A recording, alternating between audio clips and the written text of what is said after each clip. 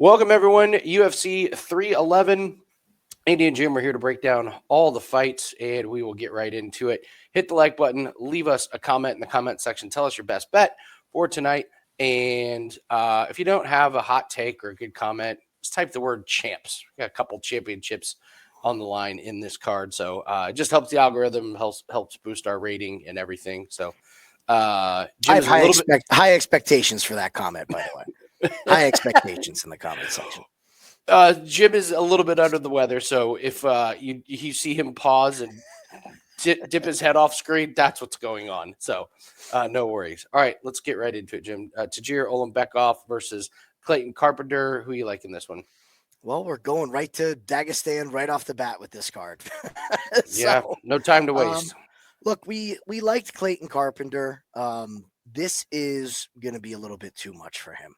I know he's a good grappler and he's a good wrestler, but what we've seen from Tagir is these are the type of guys that he handles. I kind of want no part on the side. I think it's a little steep. I'd be interested in parlaying the total. There is that submission chance. There is that chance that we get, slipping on a banana peel. I really am upset. I wish we would have got that Josh Van fight. That I really did want to see. I just don't know if Carpenter can test Tagir in the stand-up as well. Now, granted, Van was probably going to end up on his back as well. So I see this fight going to the decision. I'm not really interested in betting it to start the night. I think this is a great gauge of the judging. So if you want to keep your money in your pocket to start the night, see what the judges score. If we get a close fight, we can get kind of an idea of what we're going to be looking at to start it.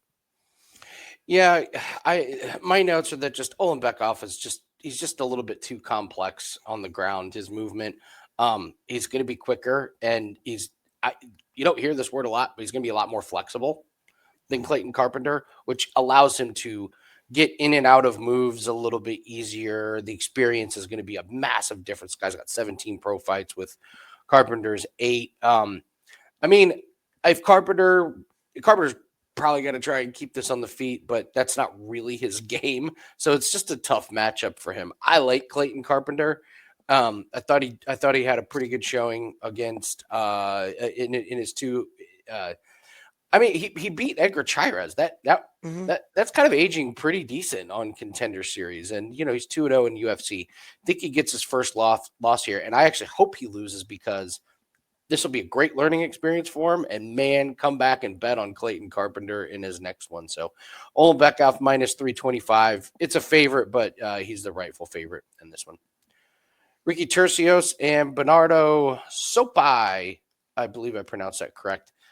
Benardo Sopaj is coming off of one of the most devastating KOs I've seen in UFC. If you haven't seen the knee that he took from Vinicius Oliveira, wow. That's the kind of knee that changes careers, in my opinion. And, they're giving him about as good of a matchup as you can get. He took the fight against Oliveira on short notice, and they're giving him Ricky Turcios, who you and I have enjoyed betting against. What do you think about this fight? We get these spots where the UFC tries to protect themselves and protect the people that they want to stick around. They liked Sopaj. I know it was short notice against Oliveira, but he was a guy who in our research was on their radar before the Oliveira fight. So he was coming to the UFC. It was just a question of when. So he did the right thing. Like we always say, when the UFC calls, what do? You say yes. You take the fight. Now, sometimes when you say yes, these things can happen. Yeah. So be careful who you say yes to.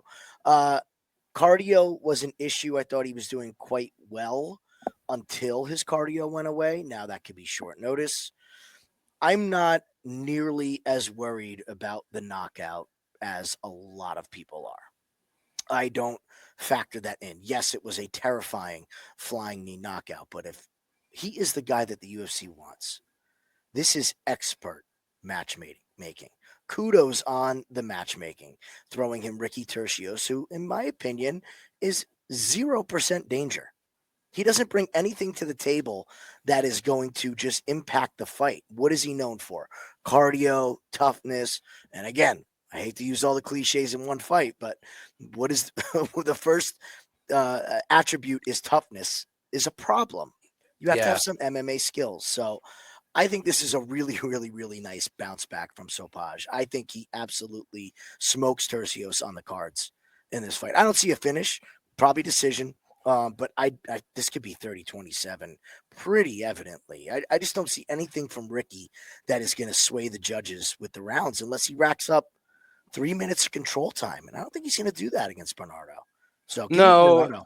I'm with you. I think Bernardo's striking is actually going to be pretty good. And like you said, Turcios just, you're not scared of his striking. You're not scared of his wrestling. You're not scared of much of anything from him. So, if Bernardo feels like he's got the advantage on the feet, that's where we'll see it take place. And, he probably wins that one, wins it from there. So, Rinya Nakamura and Gafurov, this fight probably will not take place on the feet. This is a pretty big favorite. Rinya Nakamura minus 535. Early nominee for the woulda, coulda, shoulda. I think this is an awful matchup for Gafurov. They're throwing him to the wolves on this one. I think Nakamura racks up a lot of control time. Gafurov has good cardio, but I think Nakamura takes this one pretty easily in dominant fashion. What do you think? So Gafurov's training with the Makhachev boys and the Nurmagomedov boys, and of course he's going to be getting better. Problem is, I think Nakamura is just another level. He really is. The wrestling is just a beautiful thing to watch. Coming out of Japan, we really have only seen this from, who's our guy challenging?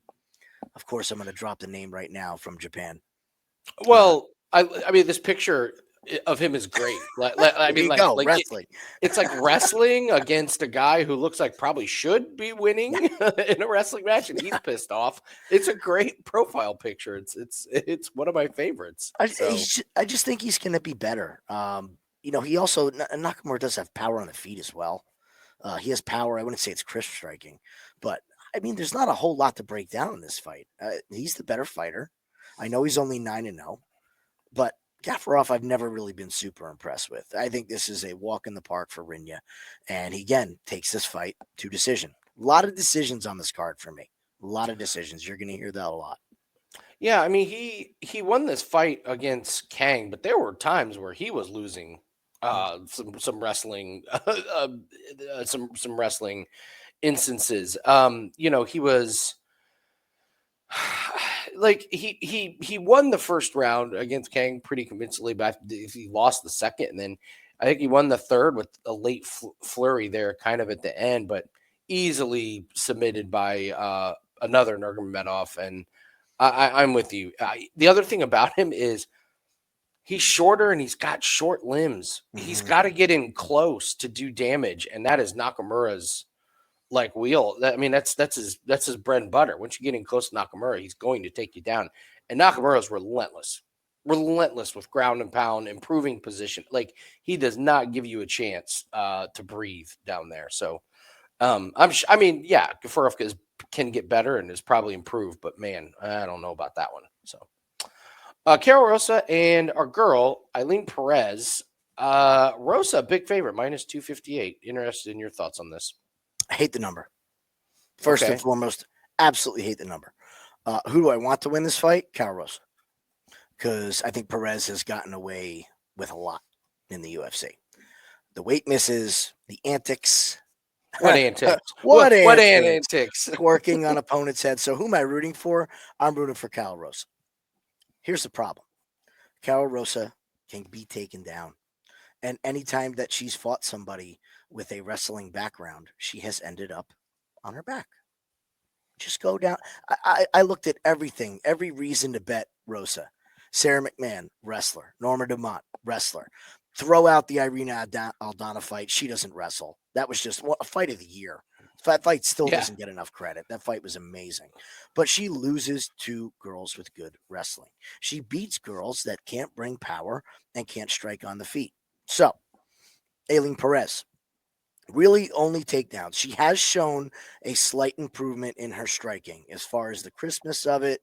Defensively, she is moving in and out more, but it's still not her strength by any means. And you look at her strength of schedule, and she's fought people that are going to play to her strength. I still that Jocelyn Edward fight still irks me. Still irks me to this day how that was unanimous.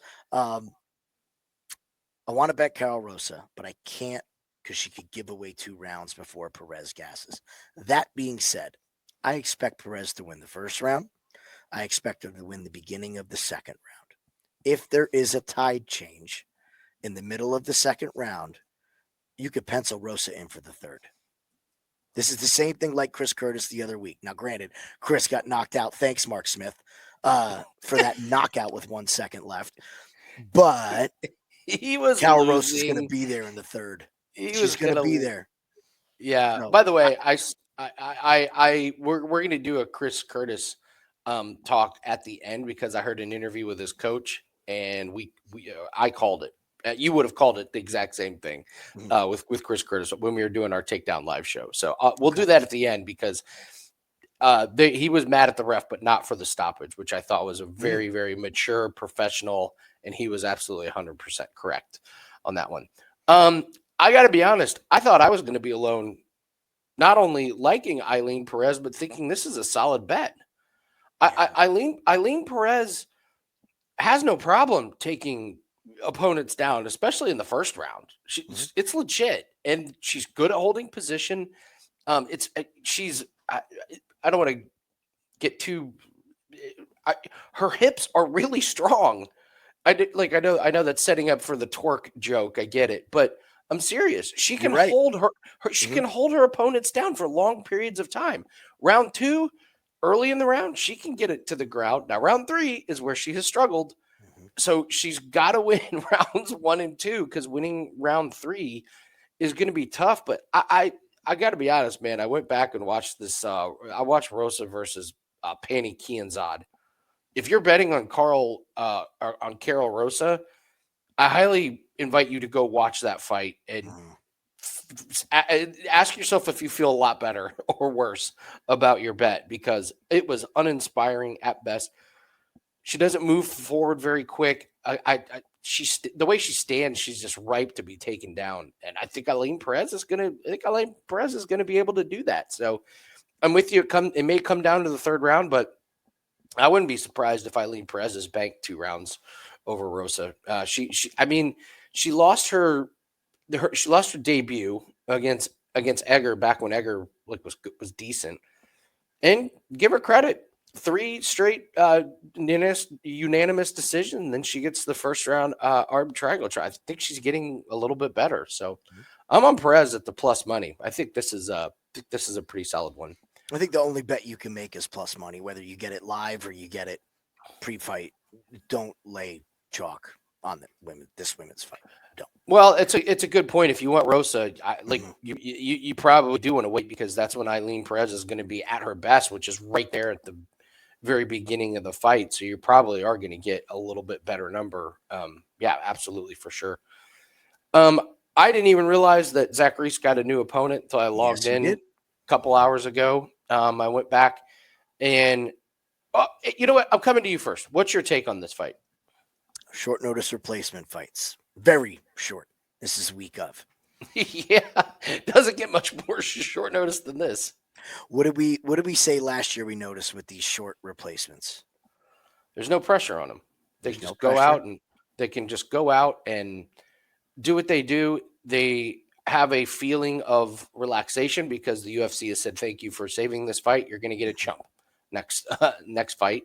And then you end up seeing some of these really solid performances. It doesn't happen all the time, but every time it just felt like every single time that it was like, oh, this guy's going to steamroll this other guy. Nope. It just didn't happen that way. And then they suck in their second fight. So I don't know. Is that what you think is happening? Exactly. They fool everybody the second fight, right? they get you. What we've also seen is they go to decision. It's more so I'm not trying to kill this guy across from me because he saved my fight. Oh, I like this. Right? Okay. So Zach Reese, big time finisher, right? Guy that can get finished as well. I got a sneaking suspicion this burns everybody. This fight miraculously goes the distance in just a boring fighting. I want no part of betting it. I was initially thinking the under, and I'm not going to make that mistake this year and just jump on a fight under because it's a last minute replacement. It still has to come down to the X's and O's. And we've seen Zach Reese enough to know he has major, major holes in his game. So, yeah, if this was a short notice replacement for Islam Makhachev, that's a different ball game, right? Zach Reese has holes in his game, so I'm not willing to lay my money on either side. I'll be very interested to see what they look like facing off, if they're chummy. If I see these guys hugging and happy at weigh-ins, there might be a sprinkle on this fight to go the distance. I'm sure that's going to be great odds. Okay, all right. So I looked at this completely different than you. Good. So I looked at it as you have Zach Reese, who is 8-1.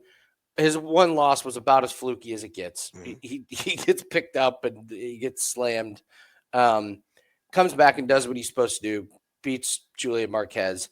And then this fight against Jose Medina. Medina is just one of these guys that's too tough for his own good. Zach Reese beat the shit out of him. Mhm. I mean, beat the shit out of him in the first round. And Medina just one of those ultra tough guys. I thought that fight was good for Reese because he went the distance, manages cardio. Cardio wasn't great, but he was still getting takedowns in the third round. Like he was picking Medina up and slamming him down. You don't do that if your cardio is completely gone.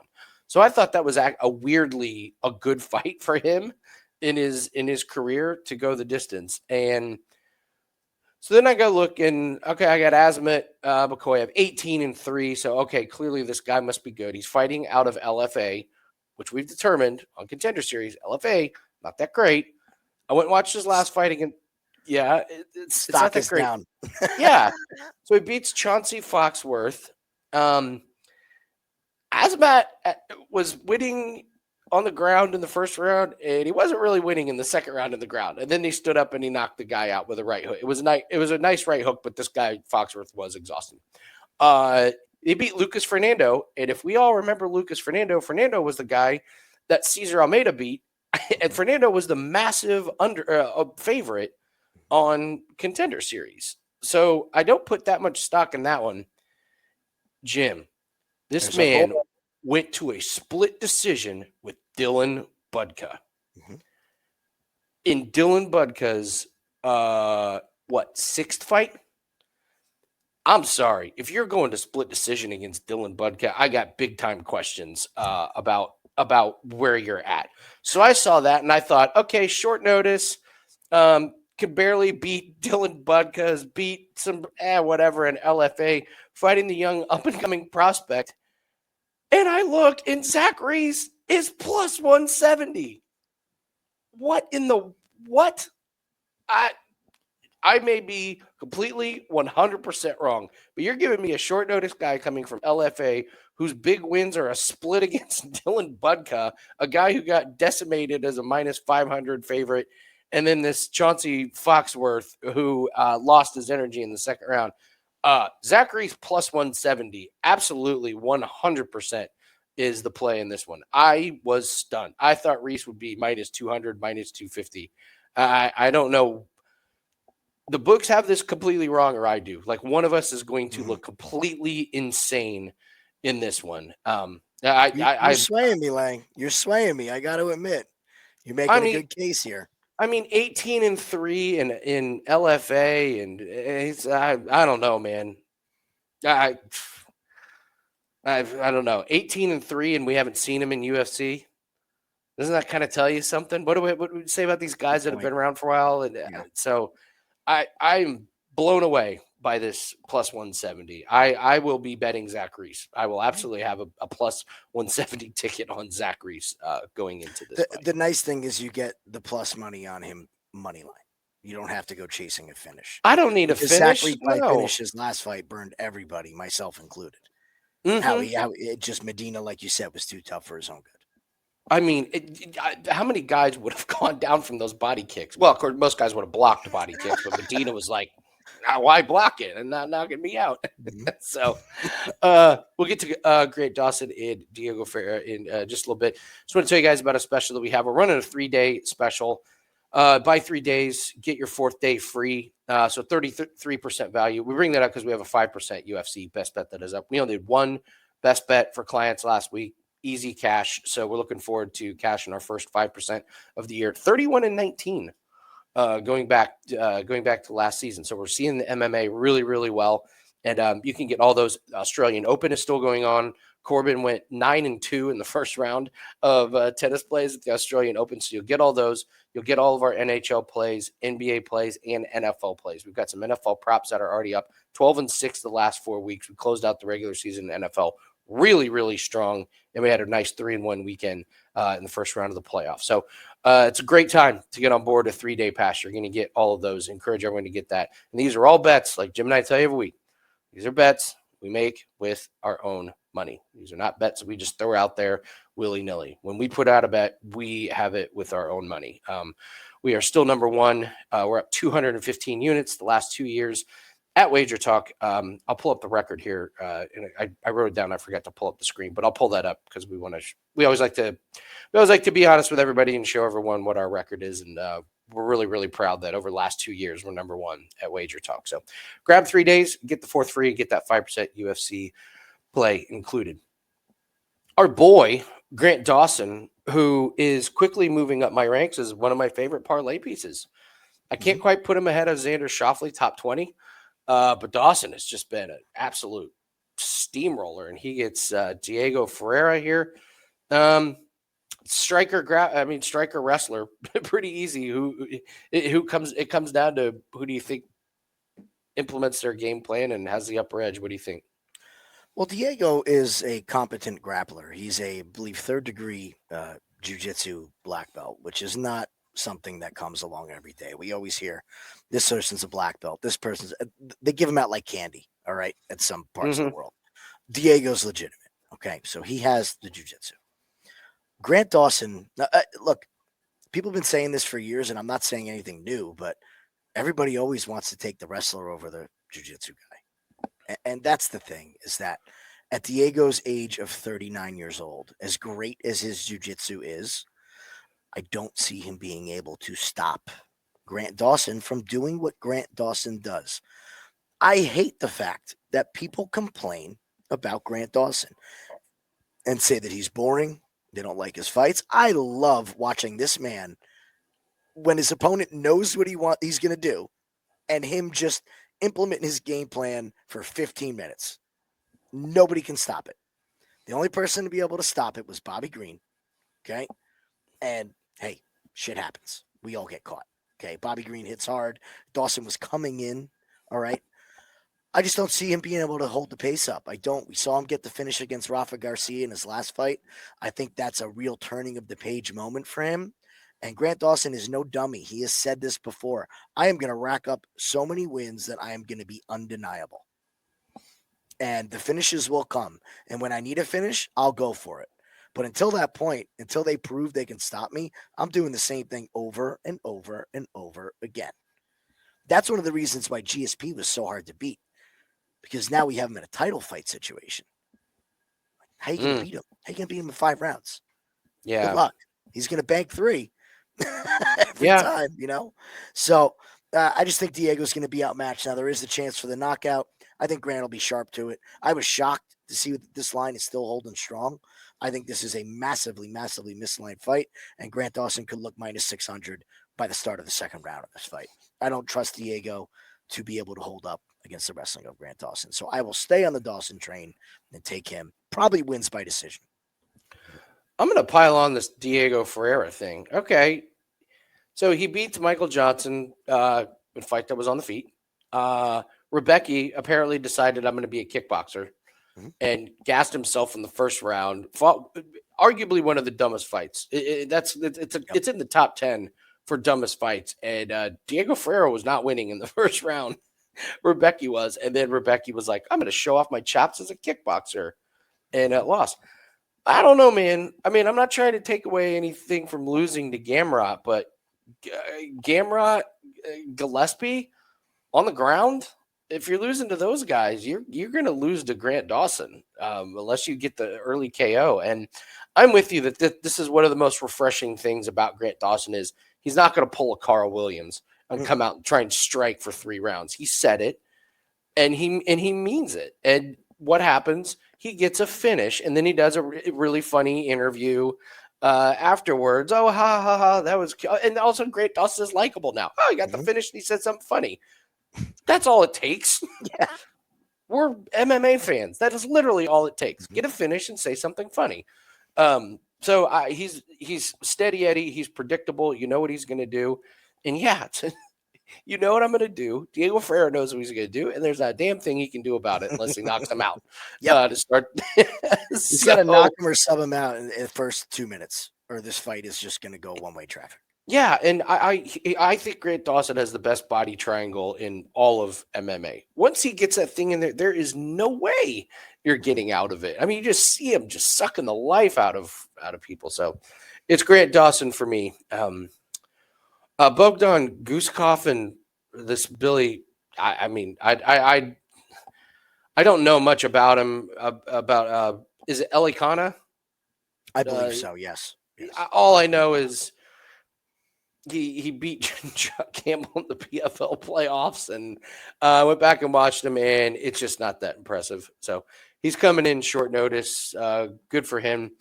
Guskov looked awful in his UFC debut, but give him credit. He looked awful, and I didn't think we would see him for much longer, but gets knocked out against Zach Pauga, and then knocks out Ryan Spann, and I'm pretty sure he was licking his chops about seeing the chin of Johnny Walker on the other side of the cage. I don't really know a whole lot about it. If I have to pick, it's Guskov, but it's juice, so this is kind of a stay away. Do you have any thoughts or opinions on this one?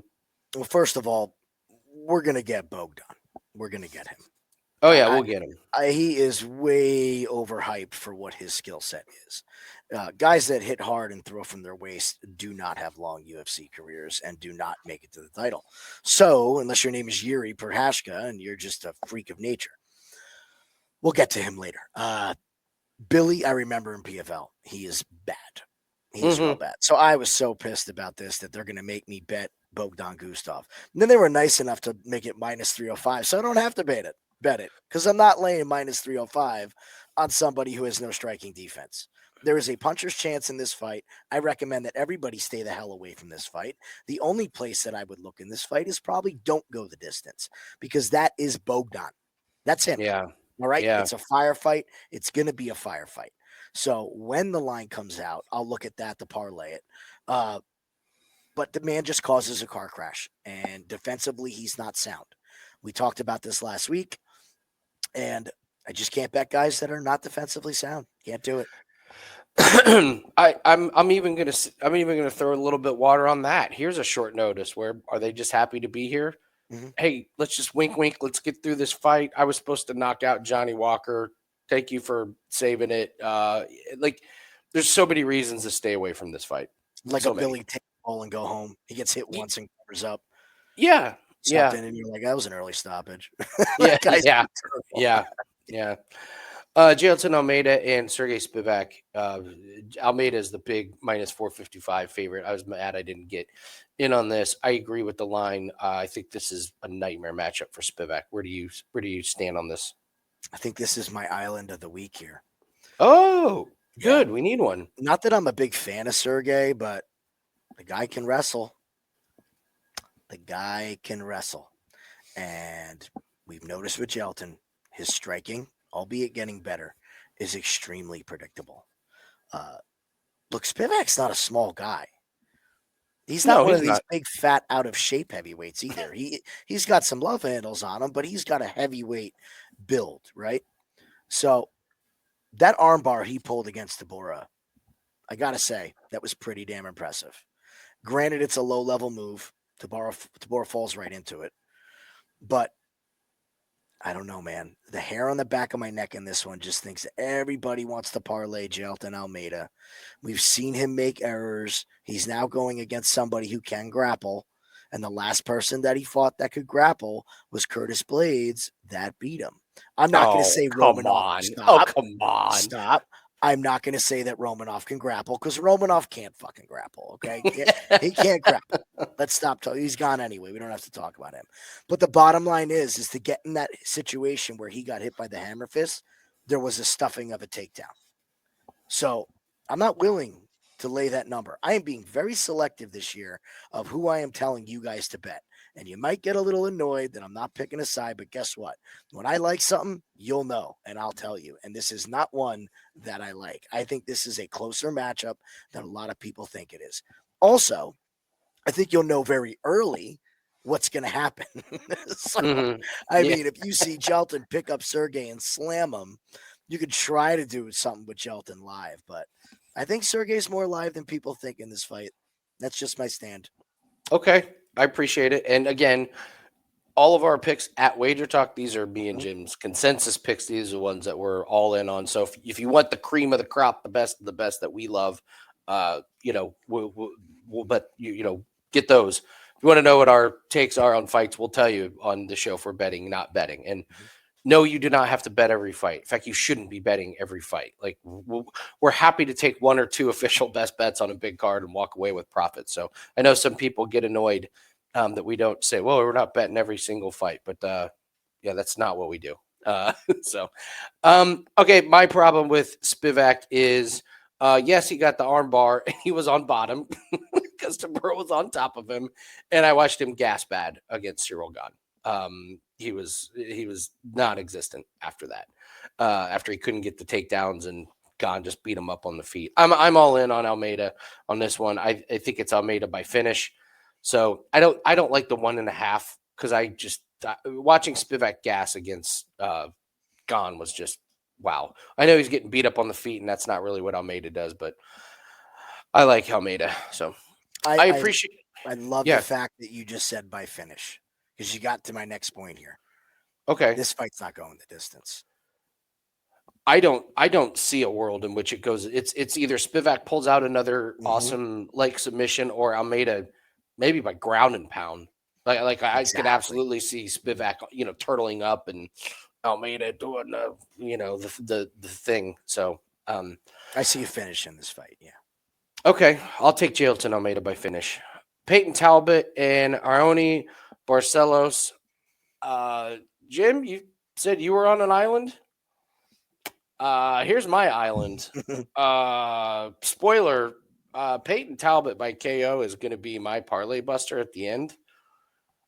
I would be absolutely terrified to have a minus 1,100 or minus 1,200 ticket on Peyton Talbot, who is 9-0, who is getting all the hype, who has looked great, but he has looked great against. Here's the fun part. Nick Aguirre, who came in, fought Dan Marquetta, lost, fought Peyton Talbot. Thanks for coming. Now you're fighting in the Absolute Combat League 4. I hear events 1, 2, and 3 were amazing. Cameron Simon, which I don't know, lost to Christian Rodriguez, lost to Peyton Talbot, and then somehow they found someone worse than those two guys, and they give him Giannis Gamori, which was the gift of all gifts. And it's like, I get that they keep trying to prop up Peyton Talbot, and he's marketable, and he looks the part. I don't think Barcelos is a walkover, man. This guy's 37 years old. This win against Christian Quinones was pretty good. He had enough cardio in round 3 to get the choke. Loses to Kyler Phillips, who is on a roll. Loses to Umar. We're going to hold that against him. I think he's still got more left in the tank.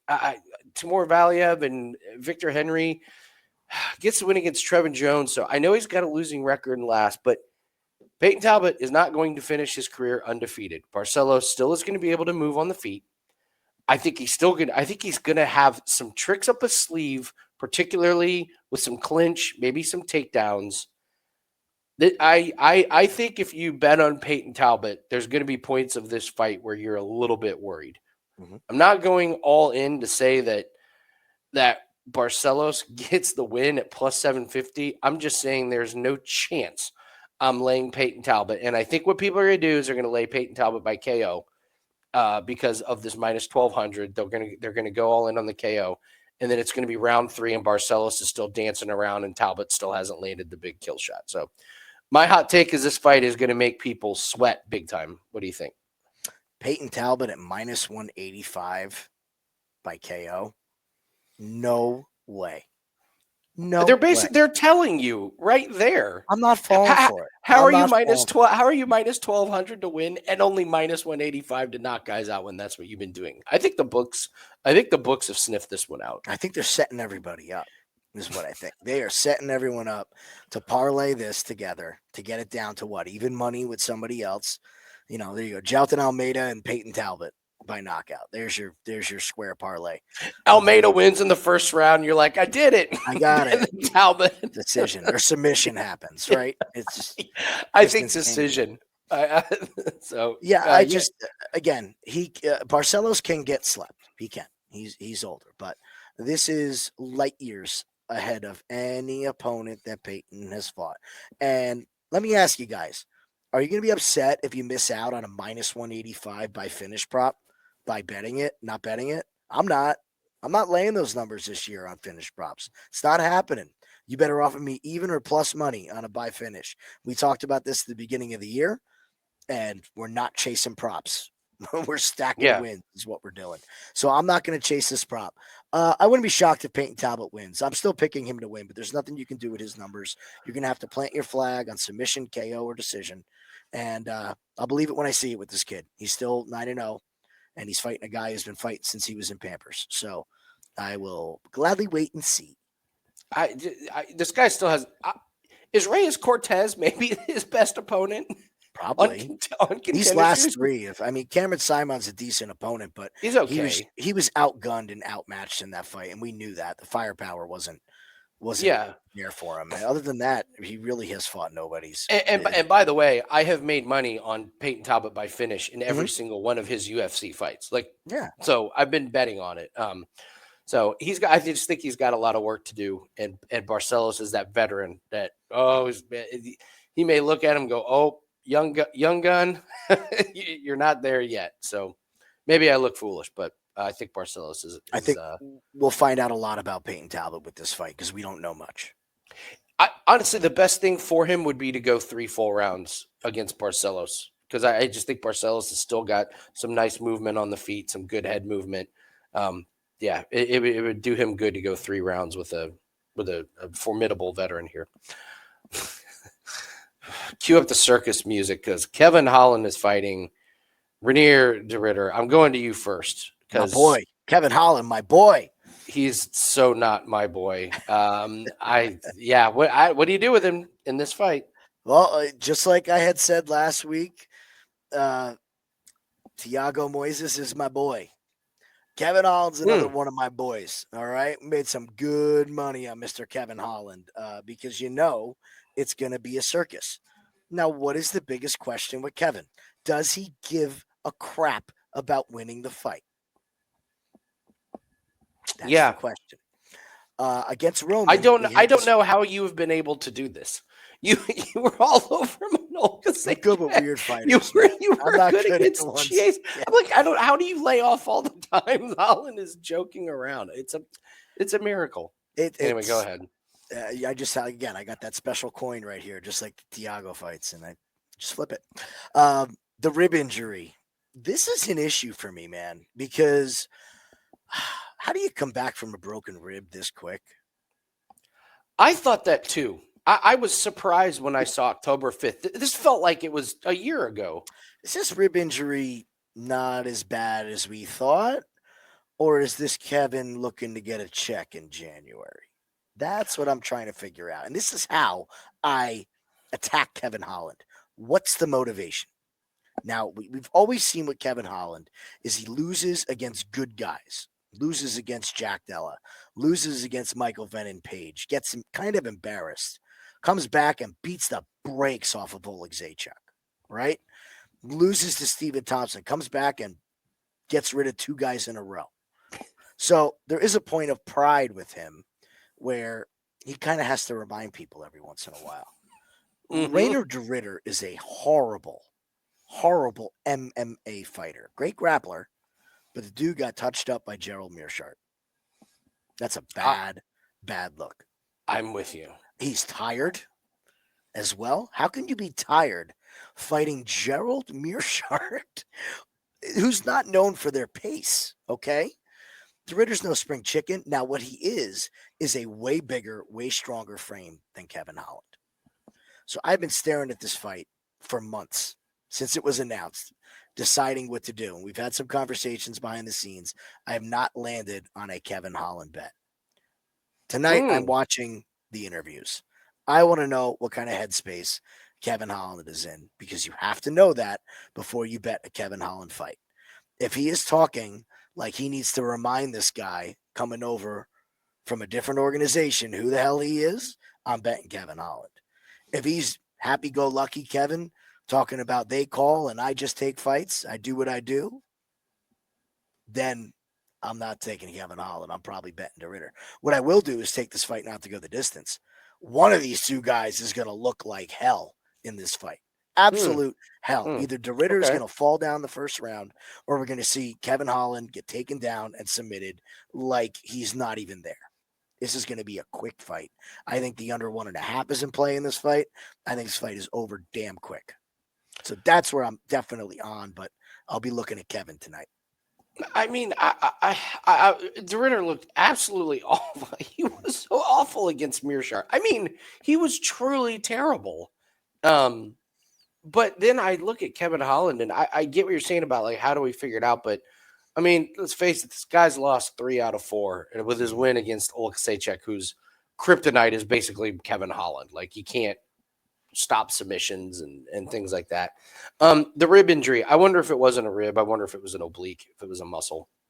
Because a broken rib that's too soon. That's what I was thinking. It says rib injury. I went back and watched it, and I didn't see when a rib would have broken or anything, but I did see when you could pull or tear an oblique, and that's 2 months if you're being really, really, like, super overly cautious. But I'm with you that a broken rib injury to come back that soon, that's crazy, especially against the guy who you know is going to try and grapple. And to me, the odds speak volumes, because if Kevin Holland cares, he's going to look minus 400. What is he? Minus 112 on DraftKings. They're telling you this is a toss-up. A guy that struggled mightily against Gerald Mearshart is even money against Kevin Holland. That says a lot, that the books are just like, man, we don't know what to do. So you got to know where his head's at, man. It's a stay away for me, for sure. Going to Beneil Dariush and Renato Money Moicano. I'll let you go first. Who you like? I'm going with Moicano. Now, I'm going to preface all this by saying Moicano has cost me a lot of money. I am not the best Moicano bettor. I just thought he was really just here for the money. I kind of bit into his persona a little too much, should we say. This guy has proven to me he wants to win fights. He wants to be champion. He realizes where the money is, and it's at the top of the ladder. So I was blown away. Not that he beat Saint Denis. And I had a bet on Saint Denis, and that went up in absolute flames. But the way he did it, the control, not the elbows, not the damage. Saint Denis had 0 on the ground against this guy. Absolutely nothing. I mean, high mounted for what? 4 minutes?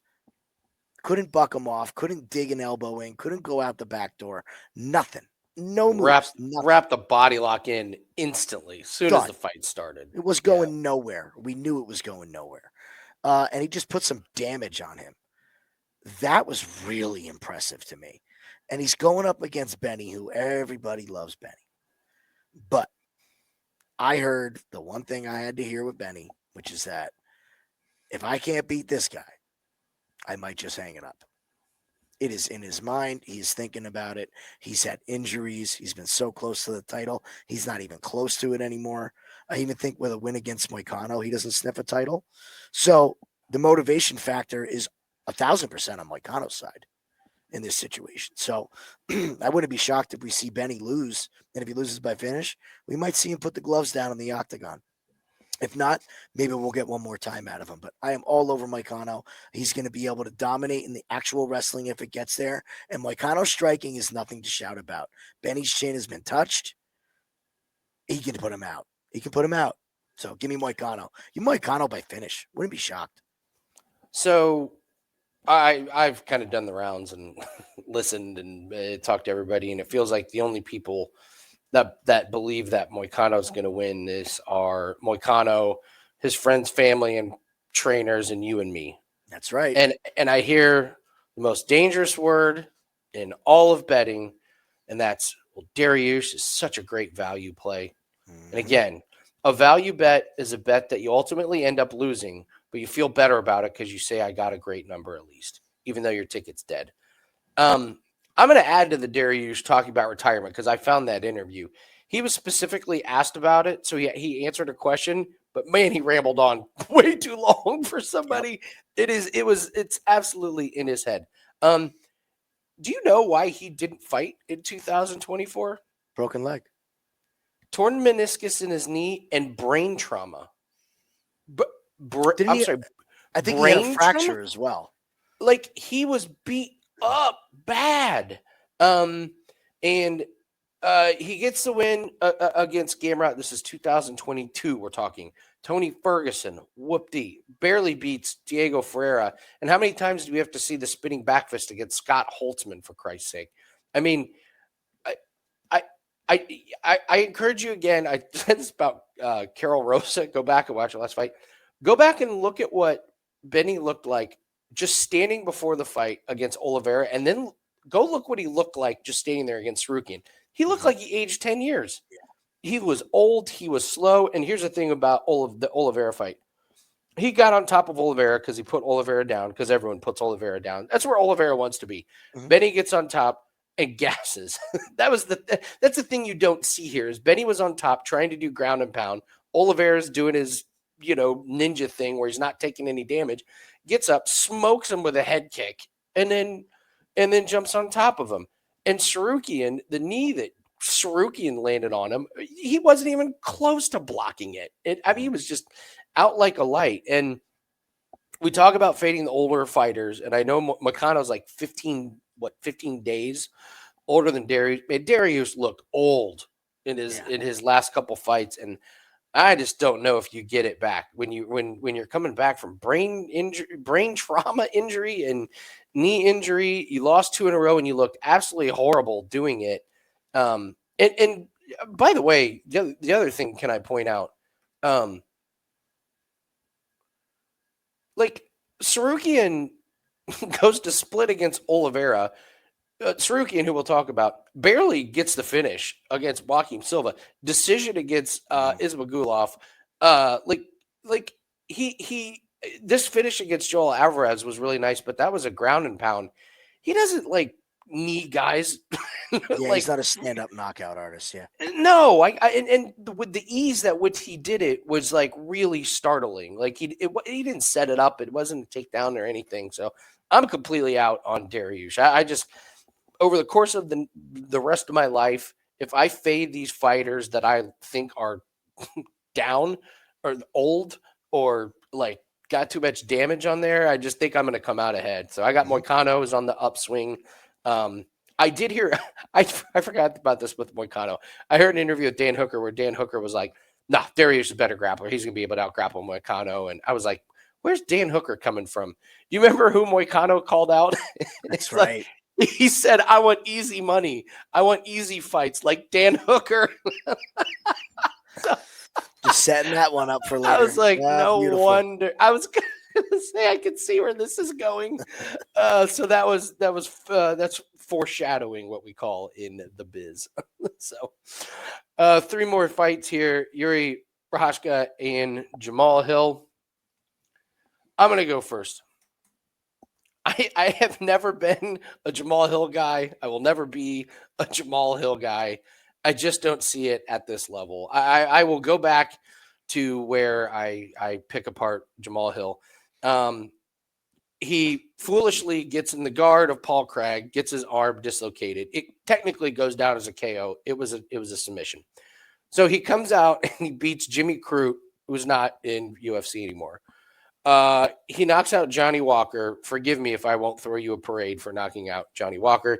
He beats Thiago Santos, who most likely was on the juice or just left to go to PFL where he was on the juice. Yeah. I'm not impressed by that. And then he couldn't get Glover Teixeira out of there in Glover's retirement fight. And then just gets obliterated by Alex Pereira. I just don't see it at this level. I think he's one hit power, and if he doesn't land that, I just don't quite see the levels to his game. He's still coming off of an Achilles injury. I know it's been a long time. Those injuries are no joke. And I get Yuri, whose recent losses are only to Alex Pereira. He murdered Rakic after he got his feet underneath him. He was able to finish Glover. Nice win against Reyes and Ozdemir. I mean, guy comes into UFC and blows through everybody except Alex Pereira. Now, what's funny is these guys are 0-3 against the same guy. So it's kind of funny. I just think Yuri's offense is too complicated. It comes at weird angles. I think he's just going to catch. I just think he's going to catch Jamal Hill with one of those goofy, weird, like, where did that come from type of moves like he does against everybody except Pereira. And I think Jamal Hill just has got that one shot, one hit thing. I'm not betting on Jamal Hill when he's fighting against these top guys. So I'll be honest. I did not bet. I didn't bet on Jamal Hill at all in any of these wins because I was just like, really, they're just setting you up. Like, they're setting you up for Thiago Santos. They're setting you up for Glover Teixeira in his retirement fight. But man, this was one of the most sizable bets I've made in recent memory. So I'm all over Yuri. Early when it was first announced too. We put that bet in 1 hour official play after it was officially announced, and the line came out immediately, and we hit out a bet. I'm just not a Jamal Hill at this level. I hope he proves me wrong because I root for everybody, but he's just one of these guys that everyone latches on to, and I think people are just going to consistently lose money on him. Give me Yuri. Give me Yuri. Yay! I'm with you, man. I'm with you. Here, I don't know how many Big Macs Jamal's been eating, but that profile picture on Tapology, yeah, we haven't seen him have abs like that for quite a long time. Abs in general. Okay. Jamal is out of shape. From every piece of video that I have seen, this guy either A, is not training like he's supposed to, or B, is not back 100%. And I'm sorry, I just went through a full season of Aaron Rodgers with an Achilles. You can Kirk see, Cousins. You can see it. Even if it's 2 years, it doesn't come back the same. My instructor, my sensei tore his Achilles. He never, ever has been the same. Ever. He's got to stretch for 45 minutes before we train. Just that one tendon. Wow. So, I mean, like, look, it has to be taken into consideration. Is this guy even legit? The delusion coming from Jamal Hill about this Pereira fight. I don't want to hear a single word about anybody complaining about that Pereira fight. Defend yourself at all times. I don't want to hear it. You made the error and you're blaming everybody else but yourself. It's been the one time in UFC history when a guy got hit in the balls and was like, do not stop the fight. I'm getting ready to knock this guy out. Everybody that gets hit in the balls wants a break. And since when is stepping on somebody's foot an illegal move too? We realize that foot stomps are illegal, right? So if I step on your foot and punch you in the mouth, that's a legal movement, right? Yeah, if you do that to me in Walmart, we might have words. Different story. Yuri, for all his faults and his wildness and his ability to get hit, I do think at some point he is going to cause some chaos. And I actually wouldn't be surprised if we see Yuri implement the grappling. I would not be shocked to see Jamal stuck up against the cage with Yuri on top and Yuri continue to implement the grappling in the clinch game, because that's where I believe he can do some real damage with those elbows and knees to Jamal. He can't stay at range. I think he's got to be inside causing damage.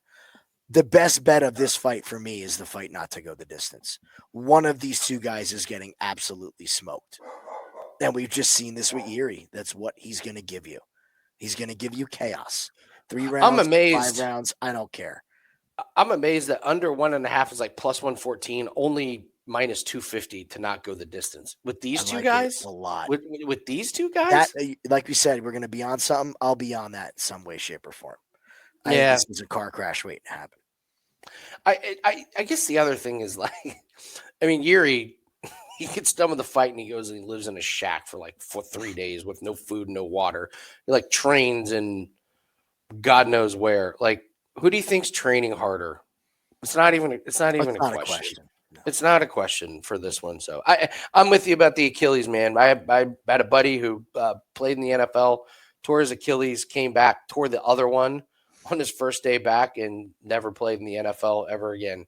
Had one quick season on a practice squad in Canadian football, and to this day, he is injured more than any human being that I know. Those injuries are just brutal. So, all right, first championship fight: Merab Dvalishvili against Umar Nurmagomedov.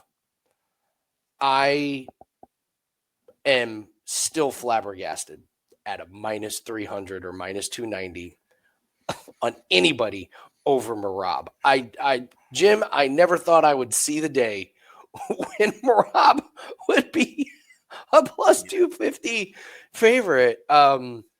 Your thoughts? This line is truly baffling to me. I guess the books are going, oh, you think Umar's going to be champ? Well, you're going to have to pay a pretty penny for this one. I don't know.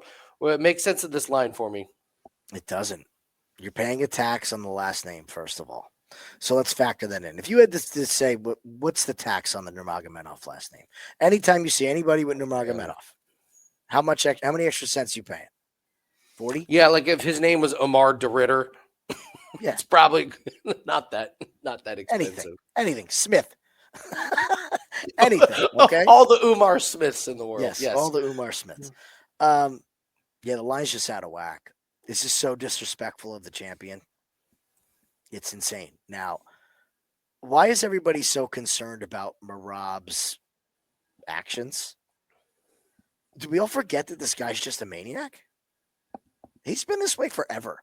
So I've heard all these takes. Merab's, he's not in his right mind. He's not this. He's being forced into this fight. He doesn't want this fight. I don't think Merab's afraid of anybody, first of all. I also think Merab wants to fight as much as possible. I don't think he's waiting around. He's been screaming for fights for years. So this is a narrative-driven fight for me. And if you're going to give me plus, what are we at now? 235? Plus 235, yeah. In a 5-round fight where I know he's not going to get tired, probably not going to get finished, I'll take Merab to win 3 out of 5 here. I love this fight to go the distance because Merab's not finishing anybody. Never does. Yeah, and I think he's going to stifle a lot of Umar's offense. It's juiced really, really high to the over, but I'm with you.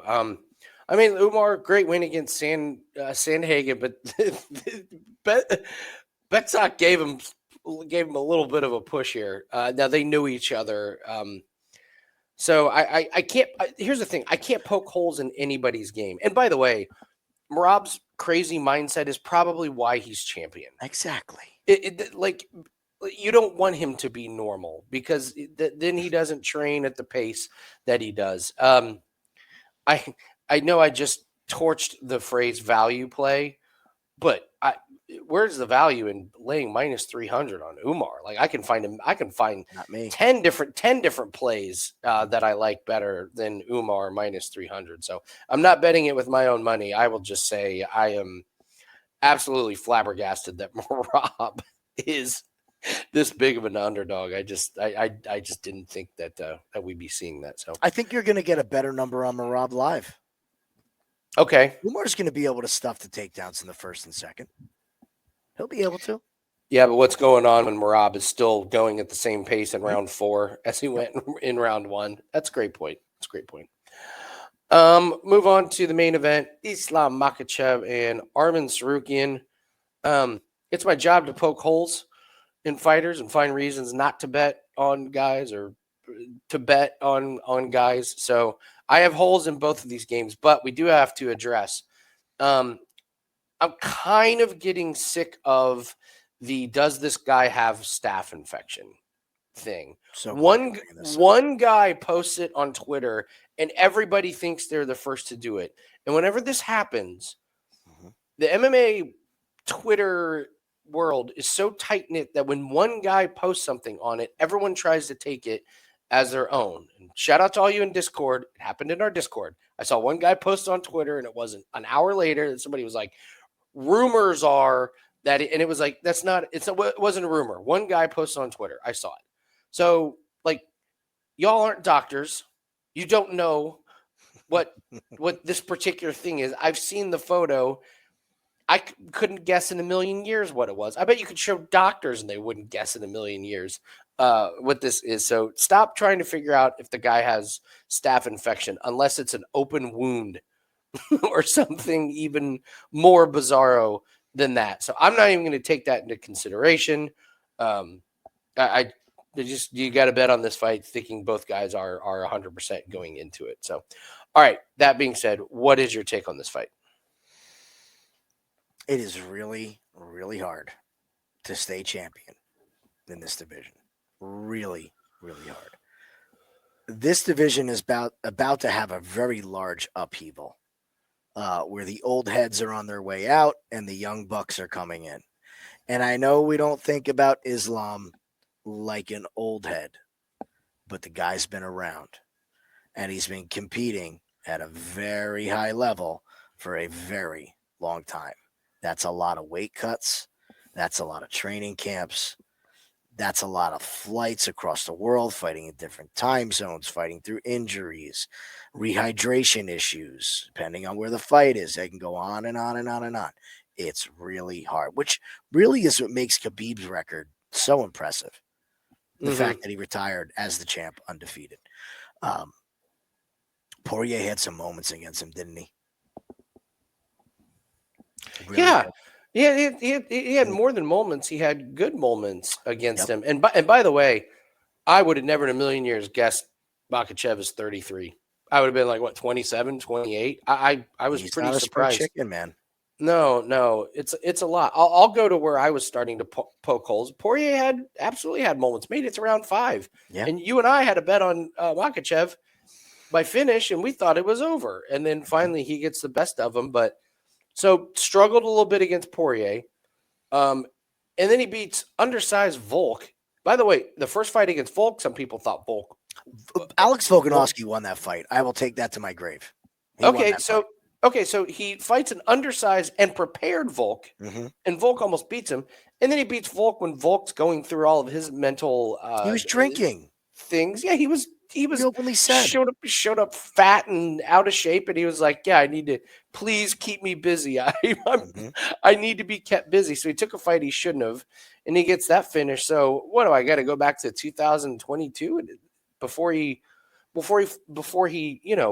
beats Charles Oliveira? He beat Bobby Green, who saved the fight, took it on short notice, submitted Dan Hooker. Wasn't Dan Hooker short notice as well?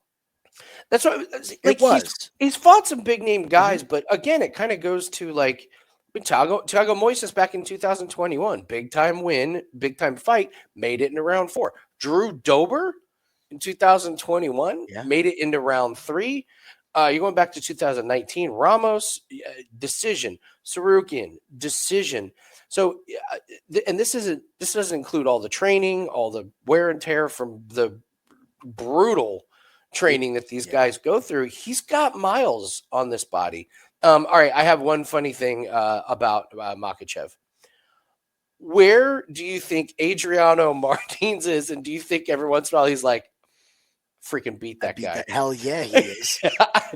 You wait, Grandpa, tell us a story about when you knocked out Islam Makhachev. Well, sit on my leg. I'll tell you about the one shot. You know what it's like? Chuck Wepner with Muhammad Ali. My grandfather was very good friends with Chuck Wepner down in Jersey City. And after he fought, Chuck's whole career, after he was done, he just walked around signing autographs, signing pictures, had a restaurant. It's literally like the scene in Rocky where he's got the restaurant with all the fights on the wall. Yep, I knocked him down. Great guy, by the way, Chuck. Chuck was you can tell he's a great guy. I think Chuck fought into his 70s. Yeah, he fought a bear. I remember Chuck Wepner fighting a bear, and he looked like he was 70 years old when he did that. All right, so those are my holes I can poke in Makhachev. I'll try and poke some holes in Tsarukyan here. Barely beats Oliveira. when he was in a submission at the end of the fight. Knocks out old Dariush, struggled mightily against Joaquin Silva, goes to decision against Ismagulov. But that being said, this loss to Gamrot, that was one of the more amazing fights. I could still go back and watch that. What he did to Joel Alvarez was amazing. Like, amazing. Joel Alvarez doesn't get his ass kicked, and Tsarukyan absolutely bloodied him up and kicked his ass. So I don't know. It's kind of weird here because I feel like his last few finishes I have more questions about than I do when he was back in the 2021, 2022. Now, I got to be honest, I don't really care about training quotes or stories, but holy shit, what Tsarukyan has said about what his training has been like. Where what do you say? Like the average fighter has no idea what I've been through, or it was something just chilling where it was like, oh my God, this guy was like in Russia training from 5 a.m. to 10 p.m. in the snow or whatever. It's probably blown out of proportion, but I don't know, man. Makhachev's not going to end his career as champion, I don't think. He's going to lose at some point, and I'm getting plus money on Tsarukyan. It's the only way I can play this fight. I'm not betting it with my own money. I just think this is going to be a really, really close fight. What do you think? I wanted to lean on the motivation factor in looking into this fight, and I was kind of looking for reasons. I thought in my own head that Islam would have more motivation, and I got to tell you, I think I was wrong. I understand this is a big, big night for Khabib and his family, and his boys, and his team. Islam's not long for this weight class. He's just not. Okay. He is dying to move up in weight. Now, I'm sure he wants to bring the 155 title with him and go after the 170-pound title. But my God, is Arman Tsarukyan. We used to talk about Islam, how much of a freak athlete he is. Have you seen the flexibility and the dynamicness of Arman? See, that's the thing. I don't know if Islam has fought anybody who has the physical prowess of Tsarukyan. The guy is just able to weasel and wiggle out of things. His flexibility is another level, okay? Go on Countdown and watch him do front handsprings off his head down a gymnasium and put his head in one place and move his feet around the outside. Yes. It's that was the crazy amazing. one. That was the most insane. So look, I believe him when he says nobody knows what this training is. He purposely went to altitude in Russia, okay? He knows that this is going to be a grind. I'm not accusing anyone, but look, today's day and age in sports, it's just the truth. I think both these guys have some enhancements going on that's going to help with durability. This is what I'm not worried about laying the chalk on goes the distance. I do not see a finish in this fight. I think this is going to be an absolute barn burner of a 5-round fight. I am excited for it. I'm here for it. I've heard some takes that it's going to be a striking battle, but when you get tired and beat up, you're going to resort to what you know best. And what these guys know best is scrambling, that ground scramble. So I agree with you. Give me Arman at the plus money. I won't be betting that, but I'll have this total parlayed somehow. I just feel like if you bet Merab and Tsarukyan both at plus money, one of them probably wins. I'm guessing that Makhachev and Umar is probably going to be a really popular parlay. I would go the other way and take the 2+ monies and hope just get one of them home to cash. Johnny Public will 100% be on the Makhachev Nurmagomedov parlay. Okay. Yeah, I could see that. 100%. I could see that. All right, let's do our woulda, coulda, shouldas and our parlay busters, and then we'll get out of here. Just a quick reminder again, buy 3 days, get 1 day free. It gets you our 5% max best bet bet for this card.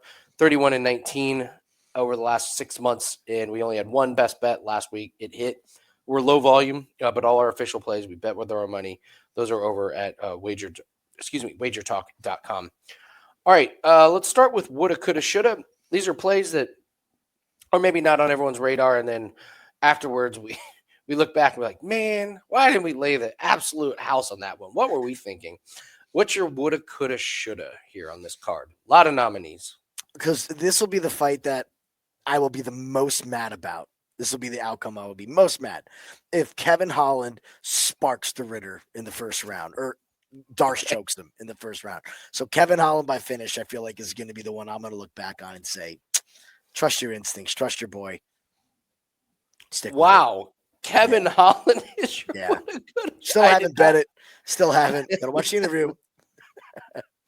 All right. Well, I'm gonna go with a plus money. I'm gonna go with Zach Reese over. I get an LFA guy who's had 21 professional fights and has not gotten a sniff from the UFC until a short notice replacement that's been there. I can poke holes in his game. I watched him get out wrestled in the second round in the last one. Zach Reese has been preparing for a fight, and at plus 170, I am just absolutely stunned. I get to bet against a guy who went to split decision against Dylan Budka. I will be fine losing money if a guy that went to a split on Dylan Budka beats me. I'm fine with that one. All right, let's do our parlay buster. This is who does everybody put in their parlay? I feel like I can scroll to the top here, but we got to pick one. Who's the one person that you think everyone is going to put in their parlays? And you're here to just warn everybody: be careful on that one. Who you got? It doesn't have to be at the top. It can be. I'll tell you what. I'll go first. We already know where you're going. Yeah. I'm going Peyton Talbot by KO at minus 185. I think Peyton Talbot's not going to knock out every opponent throughout his entire career. Even though Barcelos is older, he's light years better than anybody that Peyton Talbot has faced. And I think this would be a really good experience for Peyton Talbot to go 3 rounds with a veteran like this. I think Barcelos is going to be able to stay out of harm's way. I think he's going to be able to close the distance, possibly mix in takedown or clinch moments. So I think Talbot's going to be caught a little bit off guard. If he sparks him, fine. But I just know everyone's going to try and figure out a way to bet on Peyton Talbot. They're going to go with KO. And I got too much respect for Barcelos. So that's my parlay buster. Nice. I'll stay away from the obvious ones up top. Okay. Go down. Where's our girl? So I think Karol Rosa. I love this pick. Yeah. I love this pick. Yeah, I just the girl with the wrestling, I got to lean with. I think Perez is going to surprise some people in this fight. I think she could be up 2 rounds going into the third. And if Karol Rosa doesn't step on the gas and finish her, it's going to be 29-28 Perez. So I think this is crazy to lay minus money on Karol Rosa. And she's right in that prime parlayable number right now, too, where you don't want to play her straight. Just throw her in with Makhachev, and then you lose your Makhachev bet. Just throw her. I love Umar. Who can That's I? why you can have 7 losses until you get to that fight. You lose 7 bets parlaying them. Yes, that's the worst when you have a parlay on the main event and you've already cashed the other legs and you're like, oh God, why did I do this to myself? So, all right, guys, thanks so much for joining us. Hit the like button, subscribe to the channel for all of our preview videos. Good luck on your plays. We will be live for Takedown Live on the Winning in the Shadows YouTube channel. Live bets, live predictions. Hopefully I won't have to tell another story like what I told last week, but it's been received very well. I have all the stories taken. I got plenty of stories for you. Oh yeah, that's right. Jim was in New Orleans. Away for a while. He's got plenty of stories. All right. Have a great night, everyone. Good luck on your plays, and we'll see everyone Saturday night on Takedown Live on the Winning in the Shadows YouTube channel. Good luck. See you there.